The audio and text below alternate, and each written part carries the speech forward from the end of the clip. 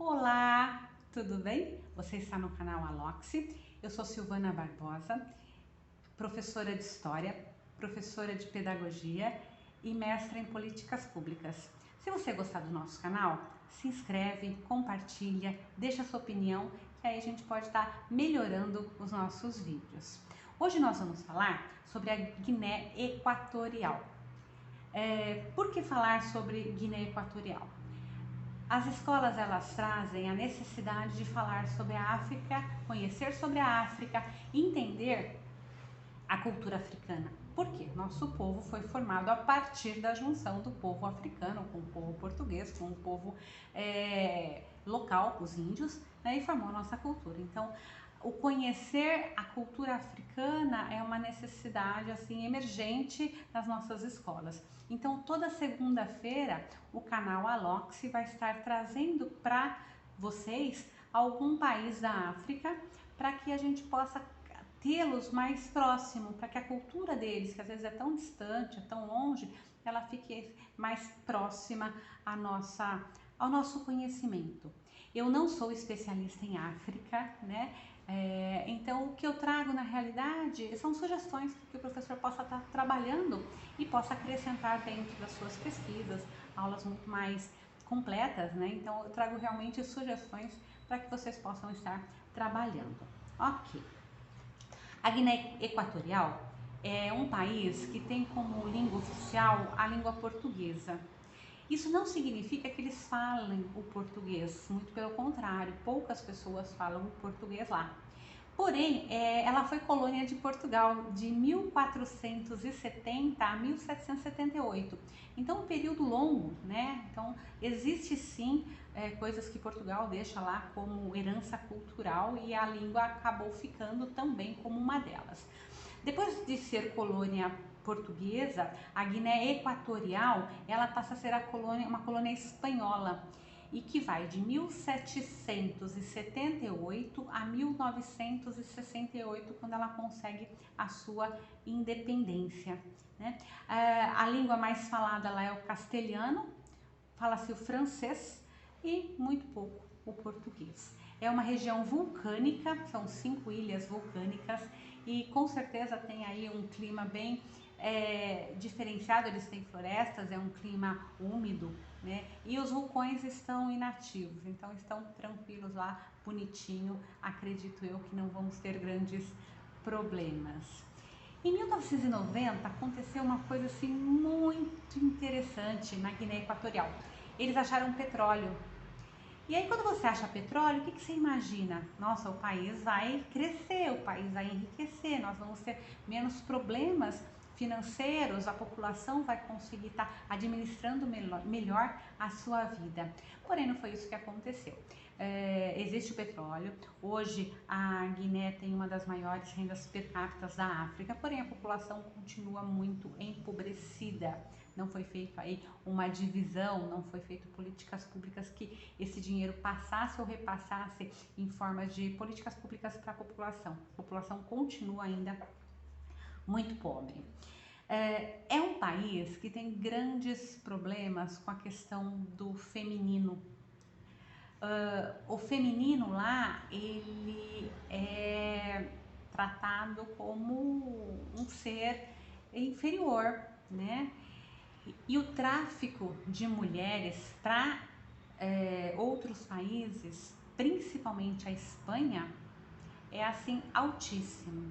Por que principalmente para a Espanha? Porque como eles falam espanhol, as meninas acabam sendo iludidas e são levadas para a Espanha com N promessas de que vai ter sucesso ou isso ou aquilo. Quando elas chegam, né, lá nesses locais, elas acabam se vendo como prostitutas e aí elas perdem passaporte, enfim, elas acabam ficando reféns de quadrilhas que fazem esse tipo de trabalho. Quando se questionou ao governo francês sobre isso, desculpa, o governo espanhol sobre isso, a coisa acabou que não se resolveu. Então é um problema muito sério da Guiné Equatorial em relação às mulheres. A mulher ela é uma uma mercadoria lucrativa, né? Então a ONU acompanha, existe uma série de denúncias na ONU, a ONU questiona, vai lá, faz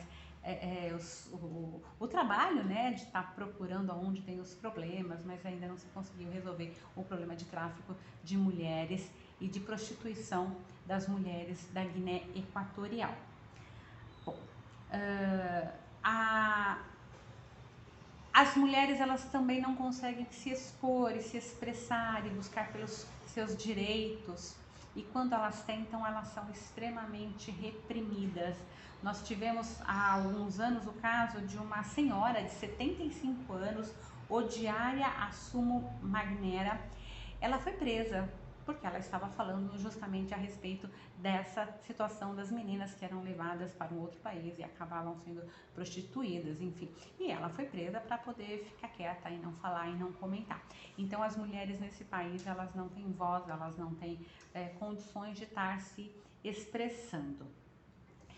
E aí eu trouxe para vocês uma situação assim bem interessante para a gente estar questionando, né? Fazendo um paralelo de o que é a realidade e o que é a fantasia. Em 2015, a Beija-Flor, né, que é do Carnaval do Rio de Janeiro, ela fez um samba enredo se intitulando O Griot Conta a História, um olhar sobre a África e o despontar da Guiné Equatorial. E justamente ela recebeu, né, valores da Guiné Equatorial para fazer esse samba enredo. E ele foi um samba enredo campeão de 2015.